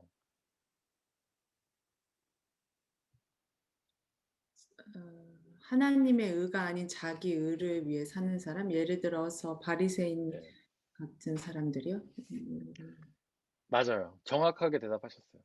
그러니까 보통 사람들은 하나님의 의를 의존하지 않고 나의 의를 의존합니다. 그게 뭐냐면 분명히 예수님을 통해서 우리는 구원이 있다라고 하나님 말씀하셨어요. 그러니까 우리가 믿는 성경의 진리는 그거예요. 우리는 예수 그리스도를 통해서만 구원을 얻을 수 있다라는 것이 성경의 가르침이에요. 예수 그리스도를 믿는다는 건 바로 그거를 믿는 거예요. 나는 죄인이고 무익하고 무능력하지만 예수님을 믿음으로 구원을 얻는다라는 건 천적으로 구원이 예수님에게만 달려 있고 우린 아무것도 할 수 없고 구원 오직 예수님만 하셔야 된다라는 신앙의 고백이에요. 근데 이거를 가로막는 거는 나의 의를 주장하는 사람인 거죠. 야, 예수님 필요 없어. 내가 열심히 하면 돼. 이게 바로 바리새인들이에요. 그게 율법주의자들인 거죠. 근데 그게요, 옛날에 바리새인들만 있었던 게 아니에요. 오늘날에도 있어요. 그러니까 교회를 다니는데 사람들이 이렇게 말해요. 야, 예수님을 믿지만 그래도 주일 성수는 해야지. 아, 예수님 믿지만 그래도 헌금은 해야지. 예수님 믿지만 그래도 봉사는 해야지. 이렇게 얘기하잖아요. 근데 그게 다른 말로 하면 야, 예수님 믿지만 율법도 지켜야 돼. 이거랑 거의 비슷한 얘기랑 다름이 없어요. 결국 교회 가고 헌금하고 봉사하는 거는 누가 하는 거예요? 내가 하는 거잖아요. 내 의가 필요하다라는 주장이에요, 그게. 굉장히 그것 자체가 진리를 가로막고 거스르는 주장이 될 수 있어요. 우리가 주일 성수하고 어떤 헌금하고 봉사하는 거는 우리의 구원과는 아무런 상관이 없습니다. 우리가 그걸 한다고 구원을 받는 것도 아니고 안 한다고 받지 않는 것도 아니에요. 우리는 오직 예수님을 믿음으로 구원을 얻는 겁니다. 예수님을 믿으면 구원을 얻고 예수님을 믿는 사람은 그게 너무 감사하고 감격적이어서 예배 드리고 헌금하고 봉사하는 거예요. 그건 구원과 관계가 없는 거죠. 그래서 진리를 가로막는다는 거는 서민경 성도님 말씀하신 것처럼 우리의 구원은 오로지 예수님한테만 달려 있는데 내가 뭔가를 해보려고 하는 노력이 진리를 거스르는 거예요. 이제 우리는 그런 생각 하잖아요. 아, 이렇게 신앙생활 잘 하다가 어려운 일을 당했어요. 아, 내가 믿음이 부족해서 그러나? 내가 죄를 지어서 그러나? 내가 헌금이 모자랐나? 이렇게 생각하잖아요. 이거 자체가 어떤 구원의 주체를 나로 바꾸는 행위예요. 아, 내가 뭘 잘못해서 그랬나? 내가 뭘 해서 그러나? 이 주어가 나가 되는 거. 이게 진리를 가로막는 거예요. 나라는 주어는 철저히 사라져야 되는데 오로지 우리가 믿고 의지해야 될 주어는 예수 그리스도뿐인 거예요. 예수님, 오로지 예수님. 우리가 이제 뭐 하나님 앞에 뭘 한다고 얼마나 하나님께 도움이 되겠습니까? 우리가 뭐 얼마나 헌금 많이 한다고 하나님께 얼마나 도움이 되겠어요? 우리는요, 하나님의 어떤 역사에 요만큼이라도 보탬이 되거나 요만큼이라도 손해를 끼칠 수 있는 존재가 아니에요. 제가 이제 목회 초기에는 이제 설교 막 이렇게 잘 된 날은 막 교만함에 빠지고 설교 좀 속된 말로 죽 썼다고 표현하면 막 나락에 떨어졌거든요. 왜냐면 아, 내가 설교를 잘 못해가지고 우리 영혼들을 하나님 나라에서 멀게 한 건 아닌가 막 이런 죄책감에 빠졌어요. 그런데 이런 깨달음을 하나님 주시더라고요. 야, 너는 나에게 그렇게 큰 의미가 있는 존재가 아니야. 네가 잘한다고 해서 나에게 요만큼이라도 영광 돌릴 수 있는 것도 아니고 네가 못한다고 나의 영광 가릴 수 있는 것도 아니야. 넌 아무것도 아니야. 막 이렇게 얘기하시는 거예요. 맞아요. 우리는 그런 어떤 나중심적 사고에서 완전 벗어나야 돼요. 우리는 하나님께 영광을 돌릴 수 있는 존재도 아니고 하나님께 피해를 끼칠 수 있는 존재도 아닙니다. 그냥 아무것도 아니에요. 믿음은 그런 거잖아요. 나를 죽여야 고난당하다 죽어야 부활이라는 생명 없잖아요. 그냥 죽어야 되는 거예요. 그냥 무가 되는 거죠. 무. 그것이 바로 진리다. 어떤 나라는 주어가 나타나는 순간 우리는 진리를 가로막는 사람들이 된다라는 거죠. 네, 목사님, 그러면 사람들이 네, 대부분 뭐 어떤 영광, 뭐 예를 들어서 뭐 상을 수상한다거나 이러면 하나님께 영광을 돌린다고 많이 네, 얘기를 하잖아요. 아니면 성공해서 하나님께 영광을 돌린다고 이런 얘기를 하잖아요. 네, 그것도 네. 교만이라고 생각할 수 있나요? 그러니까 교만이라기보다는 저는 오해라고 생각합니다. 오해. 네, 우리가 어디서 상을 받고 네. 1등을 하고 돈을 많이 번다고 하나님이 영광을 받는다? 이건 우리 생각이에요. 하나님하고 전혀 관계가 없는 생각이에요. 하나님이 원하시는 건 오직 나의 영혼뿐입니다. 그냥 내가 당신을 믿고 같이 사는 거 요거 하나밖에 관심이 없어요. 하나님은. 그걸 위해서 하나님은 이 세상을 창조하셨잖아요. 우리랑 같이 교제하려고. 근데 우리가 죄를 지어가지고 하나님과 같이 교제할 수 없게 되니까 예수님을 보내셔갖고 다시 한번 기회를 주시잖아요. 야, 같이 살자. 제발 예수님 믿고 나한테 와라. 저는 하나님의 관심은 오로지 그거밖에 없다고 생각해요. 우리가 구원이라고 표현하는 거는 하나님은 그냥 우리랑 같이 있고 싶은 거예요. 교제하고 싶은 거예요. 그거밖에 관심이 없다고 저는 생각합니다. 그거를 위해서 예수 그리스도를 이 땅에 보내신 거예요. 우리가 1등을 한들 하나님께 무슨 관계가 있겠습니까? 그냥 내가 좋은 거죠, 뭐. 내가 1등하면 내가 좋은 거죠. 근데 물론 이제 우리가 뭐 세상에서 막 함부로 살아가지고 예수님 믿는 사람이 왜 저래라는 욕을 먹는 것보다는 그래도 그렇게 어떤 좋은 걸로 예수님의 이름을 나타내는 게 더 좋겠죠. 근데 우리가 어떤 좋은 모습을 보이고 세상에서 어떤 선한 모습을 보인다고 해서 하나님을 믿는 사람들의 수가 많아지는 건 아니라고 생각합니다. 그리고 우리가 욕먹을 짓을 한다고 해서 그걸 보고 믿음에서 떠날 사람도 많지 않다고 생각해요. 그러니까 우리의 그런 모습은 그렇게 하나님에게 영향 미치지 않는다고 전 생각합니다. 네.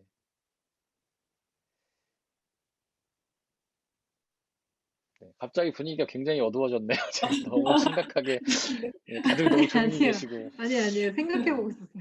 아니, 너무- 목사님께서 말씀하시는 게 이렇게 네. 동의도 되지만은 또 동의가 되지 않는 네. 부분도 많아서 예를 들면 네, 지금 저기 독일 교회에서 이번에 예를 들면은 독일 네. 돌교 교회가 아니고 예를 들면 저기 카톨릭 교회에서 네, 저기 아주 좋지 못한 일이 일어남으로 인해서 네, 교회를 떠나는 사람도 사실 굉장히 많잖아요. 네, 그러니까 교회를 떠난다는 게 내 생각에 믿음 있는 사람들은 아니야 사실은. 그냥 네, 그걸 빌미로 해서 네, 저기 교회를 떠나거나 하는 게 사실 심각한 문제잖아요. 사실 네, 특히 유럽 교회 같은 경우에는 네, 교회가 잘못함으로 해서 네, 교회 지도자들이나 그래서 거기를 교회를 그나마 이름이라도 두고 있었는데 네, 그것조차 하지 않고 이름을 그러니까는 지금 독일과 같은 경우는 세금을 그러니까 교회 세금을 내지 않고 지금 탈퇴한 사람들이 근본적으로 그걸 내지 않으려고 탈퇴한 사람이 너무너무 많은데 근데 그 원인들이 사실은 교회가 하는 행위들을 회개하지 않고 본을 보이지 못하는 것들이거든 사실은. 그러니까 그런 걸 생각한다면 믿는 사람들이 어떤 행위를 하느냐가 사실은 믿지 않는 사람한테는 저기 믿는 사람들한테도 그러니까 온전한 믿음을 가지지 않는 사람들한테 교회 안에서도 교회 안에 있던 사람들도 떠날 수 있는 확률은 많지 사실. 예. 근데 이제 제가 말씀드린 차원은 이런 거예요. 우리 아까도 칼뱅의 기도나 어떤 신앙의 선배들에서 얘기를 했지만 결국 믿음을 가지거나 가지지 않는 거는 우리 사람의 의지가 아니라는 거죠. 하나님의 역사가 더 중요하다는 거예요. 그래서 예를 들어서 어떤 사람이 잘못된 행동을 통해서 교회 이미지를 안 좋게 했어요. 근데 하나님이 그 사람을 강하게 부르시면 그 사람은 돌아온다는 거죠. 그래서 우리가 아무리 나쁘게 행동을 해도 하나님 그를 부르시면 그들은 온다는 거예요. 아무리 좋게 하고 선하게 행동해도 그런다고 해서 뭐 갑자기 예수님 믿는 사람이 많아지고 그런 건 또 아니잖아요. 그런 근데 거보다는 네, 세금이 있을 거란 생각이 드는 거죠. 믿는 사람들이 네, 어떤 그 삶을 네, 사느냐가 그거에 네, 대한 책임은 내 생각에 충분히 있어야 될 필요가 있다는 생각이 네, 듭니다. 지금 네, 목사님 말씀하시는 거는 저희들한테 복음은 돼요. 왜 그런가 하면은 우리가 네, 어떻게 살든 네, 복음은 사실은 기쁜 소식이에요. 사실 내가 네, 어떻게 살든 간에 하나님께서 정하고 그러니까 믿음을 그러니까 그렇지 우리가 저기 할 수는 없지. 사실은 이 사람 믿는지 안 네, 믿는지에 대해서 믿을 수 있도록 우리가 영향을 끼칠 수 그렇게 할 수 있는 능력은 없긴 하지만은 우리가 그거에 네, 대한 강박관념을 갖고 있거든. 사실 믿는 네, 사람으로서. 맞아요. 그래서 예를 들면은 내가 복음에 대해서 부끄러워하는 건 아니지만은 네, 내가 예수 믿는 거에 대해서 자신이 없어서 말을 못하는 거는 내가 저 같은 경우는 그런 케이스거든요. 예를 들면 내가 예수 믿는다고 하면서 그죠? 다른 사람들한테 그러니까 비난이라든지 아니면 예수 믿는 사람들이 왜 저래라는 생각을 하게 될 거에 대한 두려움을 많이 갖고 있거든요, 사실은. 네. 그런데 그것들을 네. 주시하고 있는 사람들도 사실 많고. 네. 근데 목사님 말씀이 사실은 그게 복음인 건 복음인 거죠, 사실은. 근데 네. 그래서 아까 심각하게 제가 듣고 있었던 게 땀 흘리고 그래서 땀 흘리다 좀 비쌀 것 같아요. 예.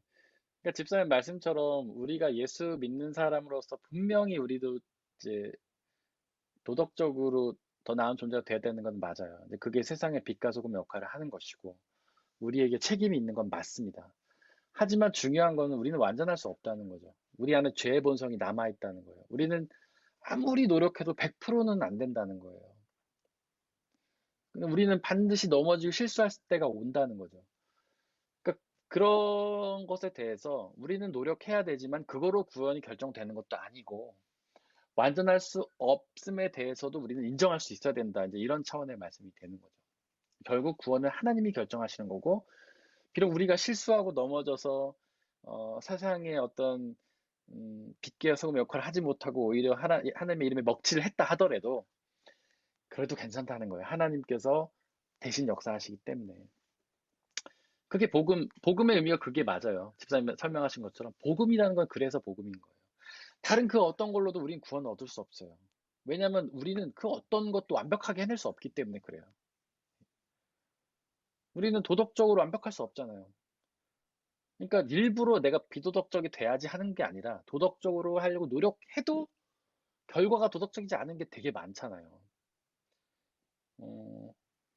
뭐 예를 들어서 우리가 길을 가다가 누군가에게 적선을 했어요. 근데 그 사람이 그거 갖다가 맨날 노름하고 술 먹어요. 그럼 그 사람한테 오히려 악이 되잖아요. 그러니까 극단적 예를 들었지만 우리는 그런 경우가 너무 많잖아요. 우리는 선이라고 베푼 행동이 오히려 그 사람에게 좋지 않은 게 되게 많잖아요. 예를 들면 우리 자녀가 뭐 원하는 거 막 달라고 해요. 엄마 초콜릿 먹고 싶어요. 게임하고 싶어요.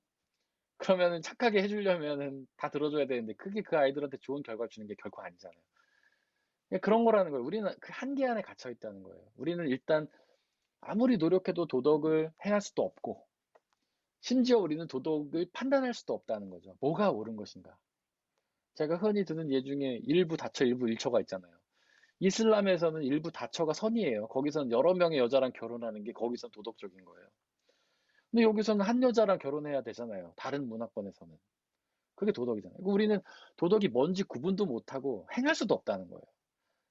그러니까 우리는 어쨌거나 우리 나름의 갖고 있는 도덕 안에서는 최선을 다해 노력해야 되지만 그거를 온전히 이룰 수 없다는 사실을 인지하고 그걸 통해서 구원을 얻는 것도 아니라는 사실을 인지하는 게 굉장히 필요하다는 거죠. 그것이 우리에게 자유가 되고 복음이 된다라는 거죠. 그렇습니다. 혹시 더 나누고 싶으신 거나 질문하실 게 있으실까요?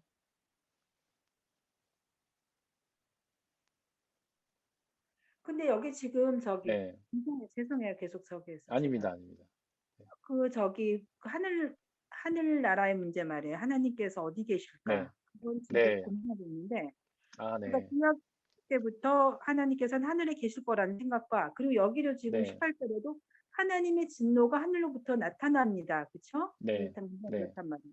그러면 그러니까는 신약적으로도 지금 하나님께서 하늘에 계실 거라고 생각하는 거에 대한 것이 맞는 네. 건가요? 일단 이제 아까도 말씀드렸듯이 여기서 하늘이라는 거는 하나님 나라를 표현한 거예요. 이제 당시의 사람들은요, 하나님이란 단어를 쓰는 거를 꺼려했어요. 왜냐하면 너무 거룩한 단어를 함부로 말할 수 없다고 생각을 한 거예요. 그래서 하나님 나라를 하늘이라고 우회적으로 표현하는 게 많아요. 마태복음도 그래서 하늘나라라고 한 거고. 그러니까 여기서 하늘은 그냥 하나님 나라로 이해를 하시면 돼요. 근데 여기서 나라라는 게 과연 뭘까? 우린 나라라는 단어 때문에 어떤 지역으로 생각해요. 하나님 계신 지역. 근데 이 나라라는 말이 원래 바실레이아라는 헬라어예요. 이게 원래 뜻이 뭐냐면요. 통치라는 뜻이에요. 통치. 그러니까 하나님의 나라라는 말은 원래 올바른 번역은 아니에요. 하나님의 통치라고 번역해야지 맞아요. 정상적으로 하려면. 그래서 우리가 예수님을 믿으면 하나님 나라에 들어간다라고 하는 것보다는 예수님을 믿으면 하나님의 통치 안으로 들어간다라고 표현하는 게 더 정확한 표현이에요. 그래서 하나님 나라라는 건 사실 장소가 아니에요. 어디에 있냐라는 질문 자체가 원래는 의미가 없는 질문이기도 해요. 왜냐하면 장소가 아니니까. 그래서 예수님이 그러셨잖아요. 너희가 내 이름으로 모인 곳에는 내가 너희가 함께 있겠다. 그리고 너희가 두세 사람으로 모인 곳에 내가 너희와 함께 있겠다. 그게 이제 하나님 나라가 되는 거예요. 그러니까 하나님의 통치가 있는 곳은 다 하나님의 나라인 거예요. 그래서 우리가 죽은 다음에 가는 그곳은 그곳이란 말도 사실 다른 거죠. 우리가 죽음 이후에 부활해서 갈 곳은 하나님의 완전한 통치 안으로 들어가는 거예요. 그리고 이 세상에 예수님 그렇게 말씀하셨잖아요. 하나님의 나라가 이미 너희에게 왔다. 그러니까 하나님의 나라는 이미와 아직 아니 사이에 경계에 있다라고 신학자들은 표현해요. 하나님 나라는 이미 임했어요. 근데 아직 완전히 된 건 아니에요. 우리가 예수님을 믿는 그곳에 예수님이 이 땅에 오셔서 우리를 다스리니까 이미 그곳이 통치가 이루어지기 시작한 거예요.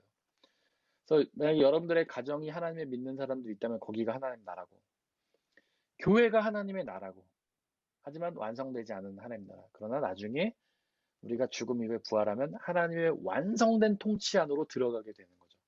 그래서 장소라고 생각하시면 안 되고요. 하나님의 통치가 다스리는 곳이다. 그래서 내가 하나님의 법을 따르고 하나님의 복음을 따르고 있다면 내가 하나님의 나라가 내 안에 시작되고 있는 것이다. 이렇게 이해를 하시는 게 좋을 것 같습니다. 그렇게 이해를 하면요, 네, 목사님, 그 예수님의 재림도 예수님이 한 나라에서 이렇게 쏙 하고 오시는 게 아니라 네. 원래 저희와 함께 계시는데 드러나시는 거를 재림이라고 해석을 해도 될까요?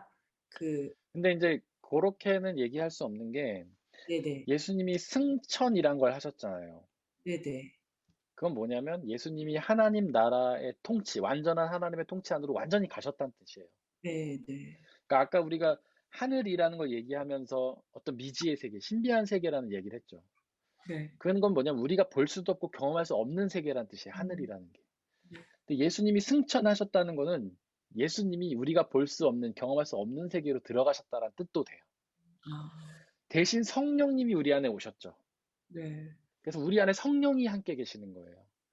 물론 삼위일체 하나님이 셋이 같은 분이시긴 하지만 이 삼위일체 하나님이 하나지만 구분은 돼요. 구분.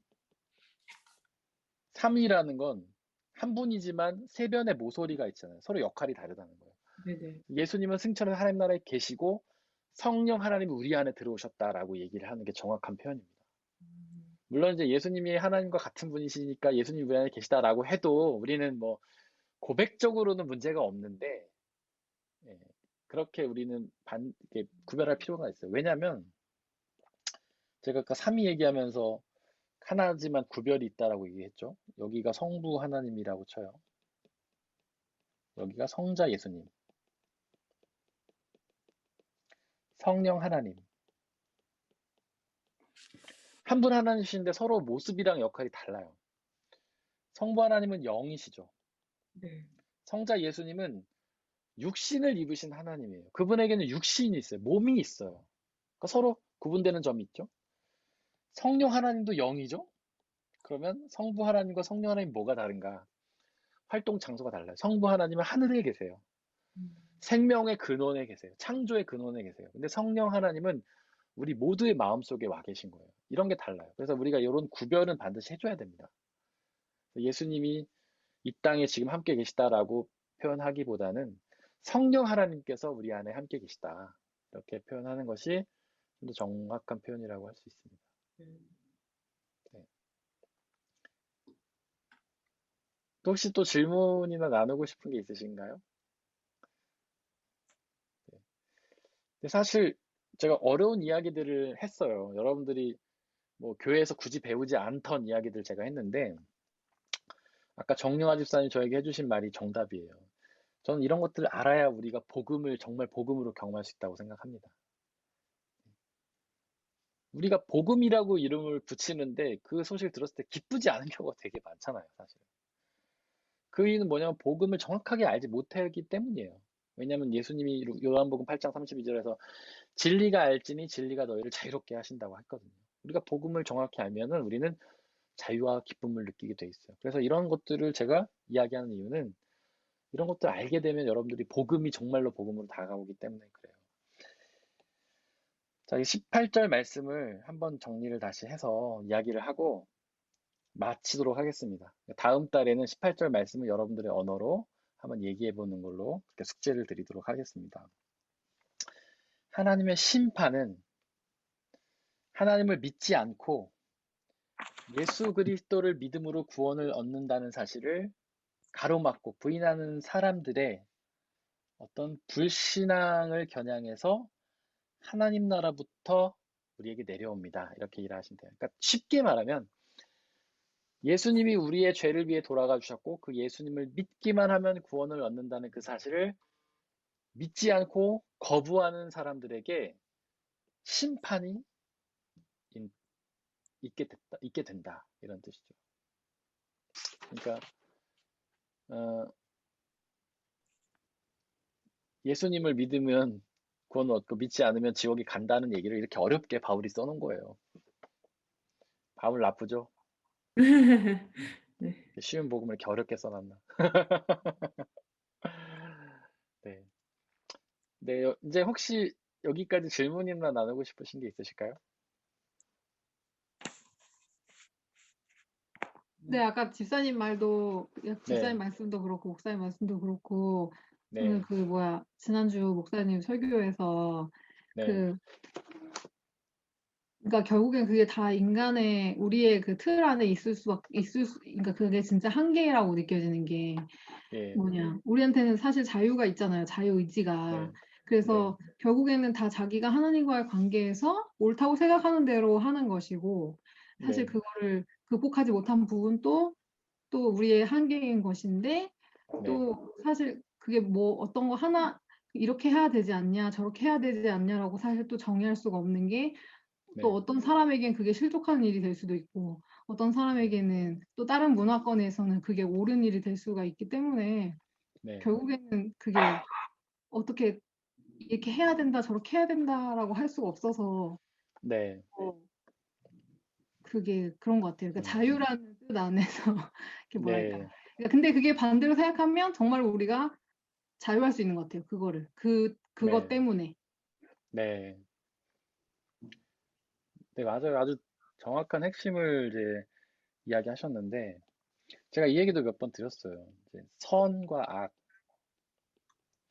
이 선이라는 말의 히브리어는 토브라는 말이에요. 토브. 이거는 원래 좋다는 뜻이에요.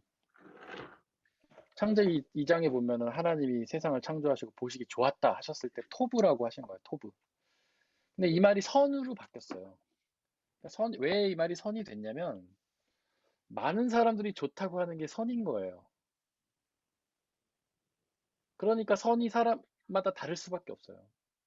내가 볼 때는 이게 선이고 제가 볼 때는 저게 선이고. 그러니까 사람들이 선악을 판단하시면 싸우는 거예요. 서로의 선악이 다르니까. 아까 제가 이슬람 얘기도 했는데 이슬람 사람들은요. 일부 다처제를 해놨잖아요. 그게 선이에요. 왜냐면 많은 사람들이 그게 좋으니까 거기가. 그건 아주 옛날에 농경 시대를 그대로 반영한 건데 그때는 이제 사람이 많이 필요했잖아요. 여러 명의 아내를 두고서 자녀를 많이 낳아도 되는 시대였잖아요. 그때 생긴 게 일부 다처고 그때는 모두가 다 일부 다처 아니었습니까? 그때 만들어진 선인 거예요. 이 선은 시대마다 변하고 문화마다 다르고 사람마다 달라요. 그러니까 이 선을 우리가 판단해서는 안 된다는 게 성경의 가르침이에요. 그래서 하나님 우리에게 선악과를 먹지 말라고 하신 거죠. 근데 자매님 말씀처럼 자유라는 건 뭐냐면 이제 선과 악과 다르게 성경에서 말하는 개념이 의와 죄잖아요. 이건 절대적인 거예요. 하나님이 정해놓으신 거예요. 하나님이 볼 때 의, 하나님이 볼 때 죄. 이거는 절대 바뀌지 않아요. 문화마다도 바뀌지 않고 모든 문화가 다 똑같고 모든 사람이 다 똑같고 모든 전 세계 이 태초부터 지금까지 존재했던 사람이 다 똑같아요. 절대적인 거예요. 그래서 이게 진리인 거죠. 이게 뭡니까? 우리가 아까도 나눴듯이 의, 예수님을 믿은 사람들은 구원, 믿지 않으면 구원 얻지 못한다. 그러니까 우리는 오직 이 사실만이 절대적인 걸로 받아들이면 되고 나머지는 상대적인 거예요. 그냥 자유를 가지면 되는 거예요. 자유롭게 하면 되는 거예요. 바울이 고린도후서에서 제사 음식, 뭐 결혼 제도에 대해서 얘기한 거 다 그거잖아요. 야, 뭐 제사 음식 먹어도 돼. 먹고 싶으면 먹고 먹기 싫으면 먹지 마. 우리는 믿음이 중요해. 믿음을 위해서 먹고 믿기 위해서 먹지 마. 이렇게 얘기하잖아요. 결혼도 마찬가지예요. 너네가 믿음을 지키고 싶으면 결혼하고 믿음에 방해될 것 같으면 결혼하지 마. 계속 얘기하잖아요. 중요한 거는 이 의와 죄. 이게 진리라는 거예요. 하나님을 믿으면 의, 믿지 않으면 죄. 나머지에 대해서는 자유할 수 있다는 거예요. 아무 상관이 없다는 거죠. 네. 그 스스로도 자유하지만 남에 대해서도 어떤 판단을 유보하는 거죠.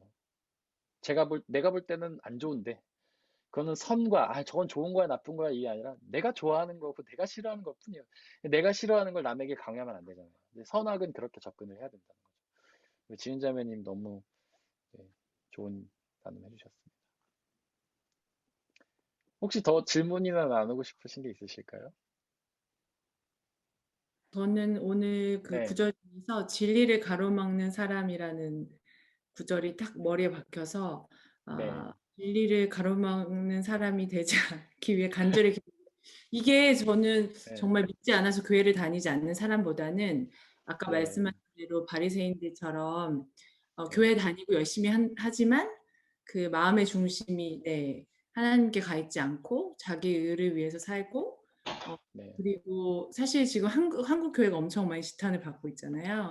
네, 그래서 이 구절을 네, 항상 마음에 새기고 그리고 사실 저희가 전도해야 할 사람들도 물론 교회를 다니지 않는 사람들도 있지만 네, 복음을 제대로 저를 포함해서 복음을 제대로 알지 못하는 우리 네, 그리스도인들에게 다시 약간 이렇게 딱 주는 말씀이신 것 같아서 네, 네, 진리를 가로막는 사람이 되지 않기 위해서 네, 기도해야 되겠습니다. 네. 네, 맞아요. 이거는 모두가 가슴에 품어야 될 기도 제목이라고 생각하고 누구나 빠질 수 있는 위험이라고 생각해요. 특별히 교회 오래 다닐수록 오히려 우리는 진리를 가로막는 사람이 될 확률이 굉장히 높습니다. 바리새인처럼 교회 열심히 다니던 사람들, 아주 몇 대씩 신앙생활 하던 사람들, 결국 자기가 생각하는 어떤 믿음이라는 틀을 만들어 놓고 그 틀 때문에 진리를 가로막고 있잖아요. 그들은 예수님을 왜 거부했습니까? 내가 생각할 때는 구원자는 왕족이어야 되고 능력 있어야 되는데 예수님은 목수 출신의 무능력한 존재. 그리고 내가 생각할 때는 내가 뭔가를 해야지 구원을 얻는데 예수님은 믿기만 하면 구원을 얻는다. 이런 어떤 자기의 생각, 자기 고집, 사람의 지혜 전통에 갇힌 거, 이런 것들이 진리를 가로막는 거예요. 근데 교회를 오래 다닐수록 이런 위험성에 빠질 경험이 너무 많은 거예요. 어떤 목사님은 그렇게 표현하시더라고요. 옛날 예수님 처음 만났을 때 그 감격 갖고 평생 신앙생활 한다는 거예요, 우리는. 그게 다라고 생각하는 거예요. 거기에 맞으면 믿음, 아니면 아닌 거예요. 거기서 더 알려고 하지도 않고, 만약에 그 다른 게 들어오면 다 틀렸다고 말해버리고, 네. 교회 오래 다닌 사람들, 목사들 중에서도 가능한 일이고. 그래서 우리는 끊임없이 복음으로 돌아가려는 거. 간단해 보이지만 되게 어렵습니다. 우리가 예수님을 믿기만 하면 구원을 얻는다는 그걸 믿는 게 굉장히 어려운 일이에요. 우린 끊임없이 내가 뭔가를 하고 싶어 하고, 뭔가를 해야지 구원을 얻는다고 늘 생각해요. 그래서 진리를 가로막는 사람이 내가 되지 않기 위해 어떤 명심하고 늘 돌아보는 거는 우리가 모두가 해야 될 아주 귀중한 숙제고 과제라고 생각합니다. 네, 너무 감사합니다. 혹시 또 질문이나 나누고 싶은 게 있으실까요?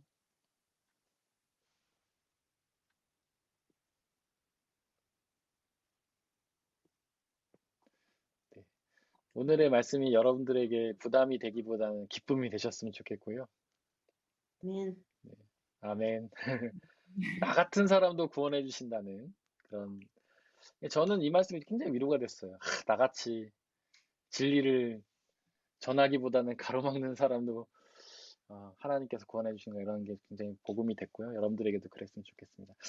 여러분들 오늘 그 바르트 목사님의 기도 한번 다 같이 또 한번 기도하고요. 바르트가 아니고 깔백 목사님의 기도. 제가 바르트 얘기 너무 많이 해가지고 맨날 바르트만 얘기하네요. 우리 깔백 목사님의 기도 다 같이 기도하고 마치도록 하겠습니다. 지금은 그냥 우리 다 같이 하시죠. 다 같이 하고 마치겠습니다. 시작.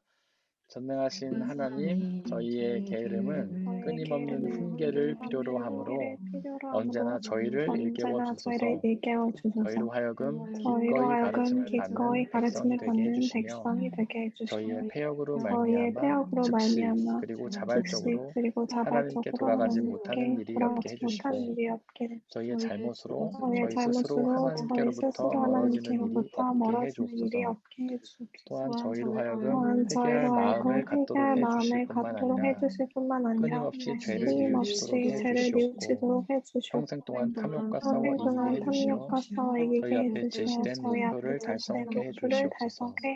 그리고 하늘나라에 갔을 때는 당신의 독생자가 피를 흘려 저희를 위해 마련해 놓은 영원한 기업에 참여하는 즐거움을 갖게 해주옵소서. 예수님의 이름으로 기도드립니다. 아멘. 아멘. 좋은 밤 되세요. 감사합니다. 좋은 밤 되세요. 감사합니다. 감사합니다.